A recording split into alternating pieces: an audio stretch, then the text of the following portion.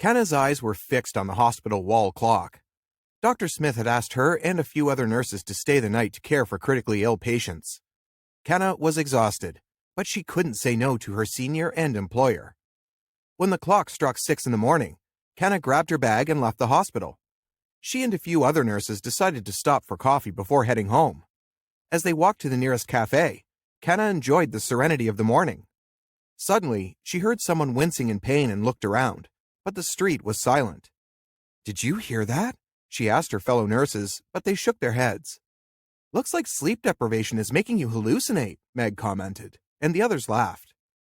Kenna smiled, and they all went inside the cafe. She savored the aroma of freshly roasted coffee beans wafting through the air and ordered decaf coffee. Afterward, Kenna left the cafe while her friends waited for their orders.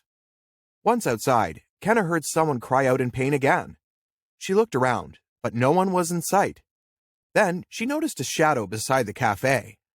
She stood in front of the dark alley and after a few seconds, switched on her flashlight and ventured inside.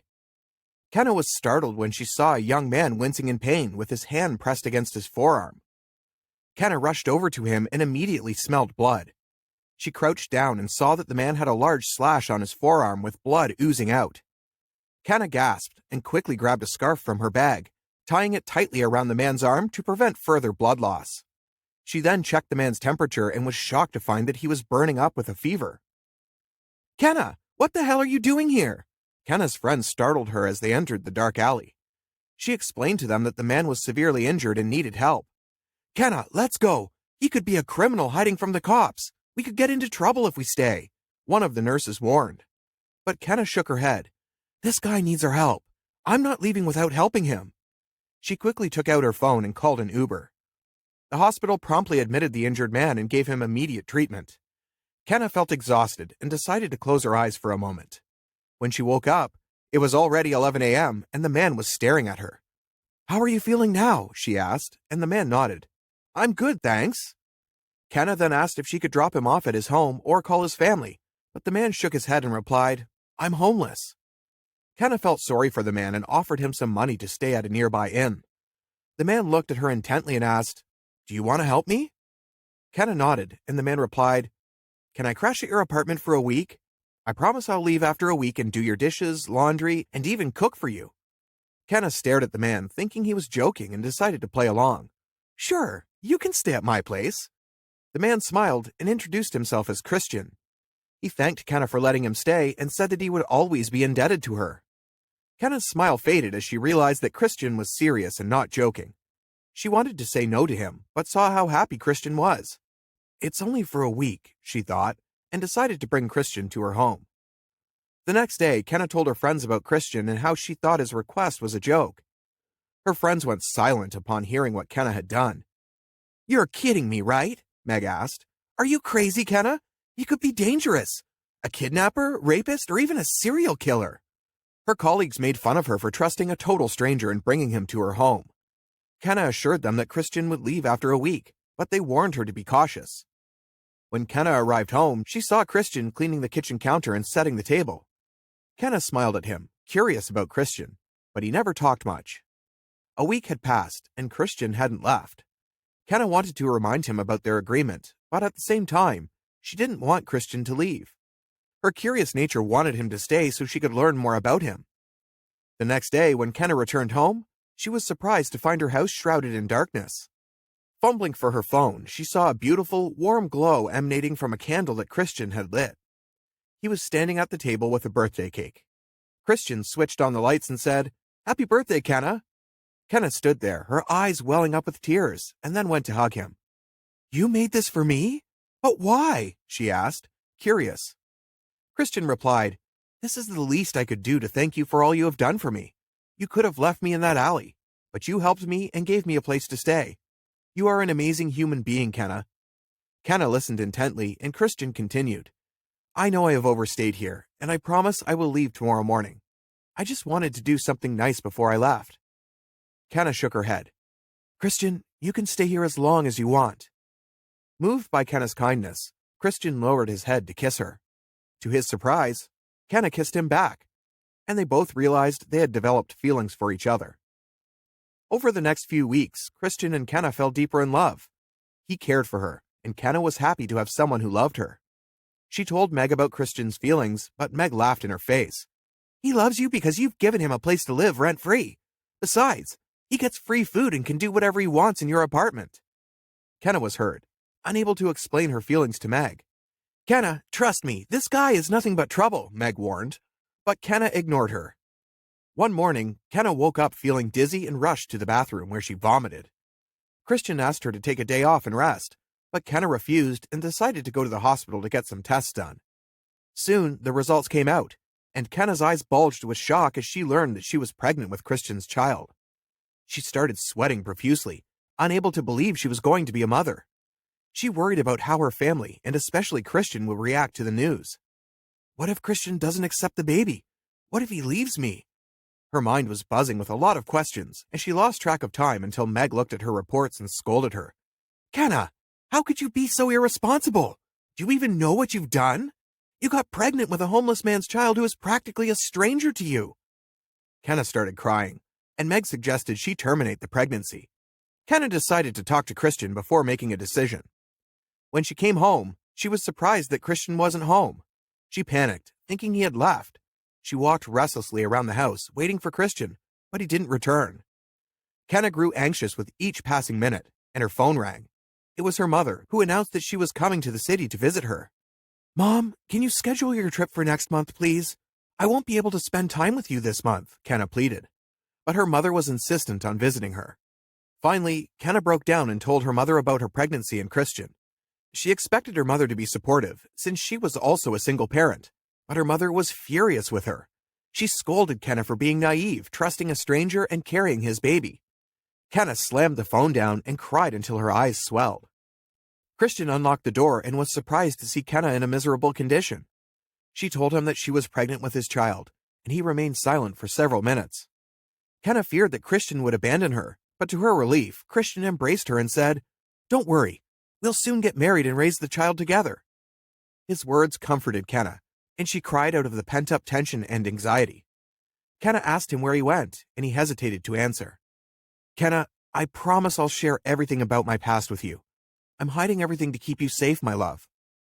Kenna agreed and fell asleep peacefully in Christian's arms, feeling safe and loved. However, Christian remained wide awake, worried about Kenna's reaction when he revealed his true identity to her. The next morning, Kenna jolted upright from her bed, startled by the loud banging on her door. Christian's face lost all color as he went to answer it. Curious, Kenna followed him, only to find a group of men in black suits guarding a stern-looking man who shot them both an icy stare. She turned to Christian, who had a pained expression on his face, and asked him who they were. Without any introduction, the man growled, "I am Cole, Christian's father, and the owner of Cole Empire." Kenna gasped as she finally understood why Christian had been living on the streets. He was the son of a powerful and super-rich entrepreneur. Christian pleaded with his father to leave and keep Kenna out of it, but Cole sneered at her and said, "So, you helped him hide from me all these months? Get out of my son's life or I'll destroy you. Take whatever money you want and leave my son alone." Kenna couldn't believe what was happening. She looked at Christian, who had a determined expression on his face, and said, "That's enough, Dad. Kenna saved my life when your goons tried kidnapping and hurting me, and now she's carrying my child. I don't want to return to your company and handle your business." Cole laughed derisively and turned to Kenna. "Oh, God! Christian, do you think I'll let you ruin your life by following your dream of opening a restaurant? Ask this girl to get rid of the child and forget about you." Christian's anger flared up. "Dad, leave right now. I don't want to see you again," he said, his voice filled with rage. Cole glared at Kenna and made a threat. "Listen, girl, kick him out of the house by tonight, or I swear you'll regret what I do to you." Kenna shrugged at the menacing tone of his voice and looked at Christian, who closed the door in his father's face. As he approached Kenna, he embraced her and apologized for his father's behavior. Christian then sat Kenna down on the couch and divulged the details of his life. Christian revealed that he had aspirations of becoming a chef, but his father disapproved and forced him to join the family business. Despite his father's disapproval, Christian left home and relocated to another city to pursue his dreams. Christian managed to work in several reputable restaurants, but his father's influence led to him losing his jobs. Furthermore, Cole had even threatened several landlords to evict Christian from his apartments.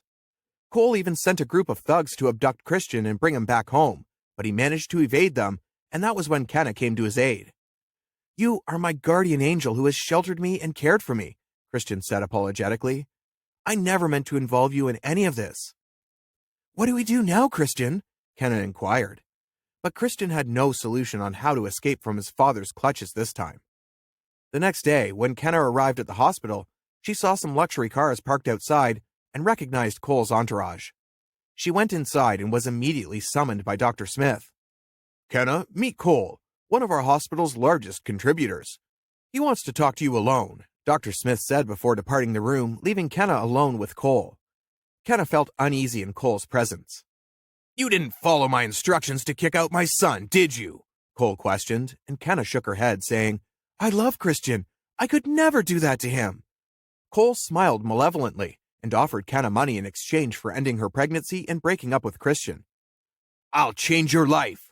I'll relocate you to a new city, furnish your apartment, and give you a generous monthly allowance. Just break up with my son, and you'll never have to work again." Kenna was repulsed by Cole's proposal. "I won't terminate my pregnancy, nor will I force Christian to give up on his dreams," she retorted. Cole slammed his hand on the table, and Kenna took a few steps back to protect herself. "Christian is my only son, and I'll do whatever it takes to bring him home. You have no idea how wretched your life is about to become." Cole screamed before storming out of the room. Kenna breathed a sigh of relief and returned to her patients. A few moments later, Dr. Smith approached Kenna and said, "Kenna, you have been fired. Please leave the hospital premises immediately." Kenna was shocked. She had an excellent record and had never violated any rules. She asked Dr. Smith why she was fired, and he replied, "Cole is pressing legal charges against you for stealing from him and blackmailing him. We cannot allow you to work until this case is resolved and you are proven innocent." Kenna had tears in her eyes. She couldn't believe she was out of work. She had no idea that Cole had sworn to destroy her life. It was just the beginning. When Kenna reached home, she shared everything with Christian. She cried profusely, and Christian did his best to console her.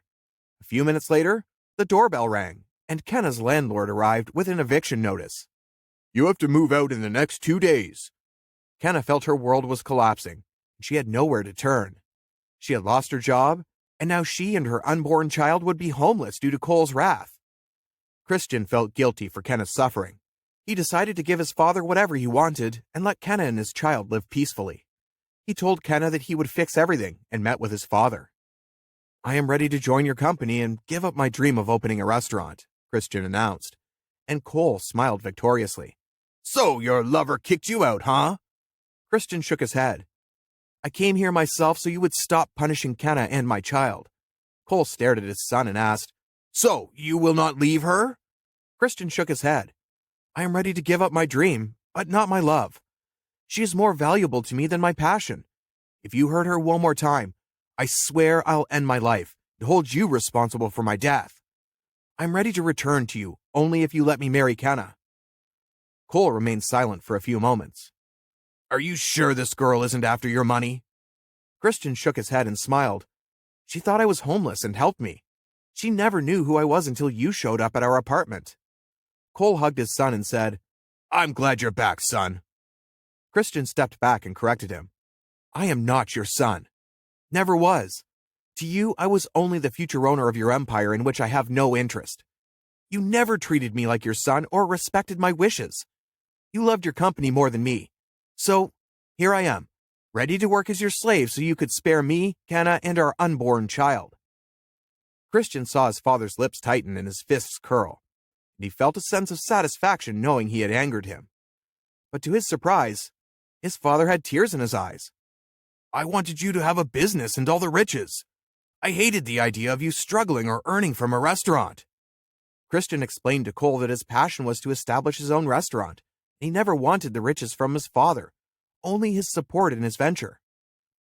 Cole finally realized that his stubbornness had blinded him from seeing what his son truly wanted. Throughout his life, he had imposed his demands on Christian, who had always obliged. Cole felt like a total failure, despite being a successful entrepreneur. He had failed as a father, and his son hated him for destroying the things he loved. "Christian, you are not a slave. You are my son!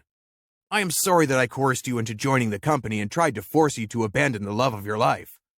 Christian couldn't believe that his arrogant father was apologizing to him.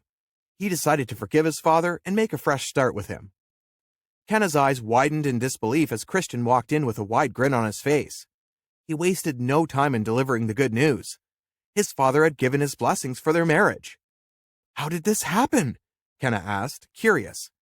Christian replied, he realized that he was not just a successful business tycoon, but also a father who wanted his son's happiness above all else. Kenna couldn't help but feel a wave of relief wash over her. The weight of uncertainty that had been bearing down on her was finally lifted, and she was overjoyed that there was no longer any danger to her or her baby. In a moment of overwhelming emotion, Christian pulled Kenna into a warm, long embrace. They held each other tightly, basking in the relief and happiness that flooded their hearts. For Kenna, this was just the start of a new chapter in her life. She felt ready to embark on this journey with Christian by her side, and was excited to see what the future held for them.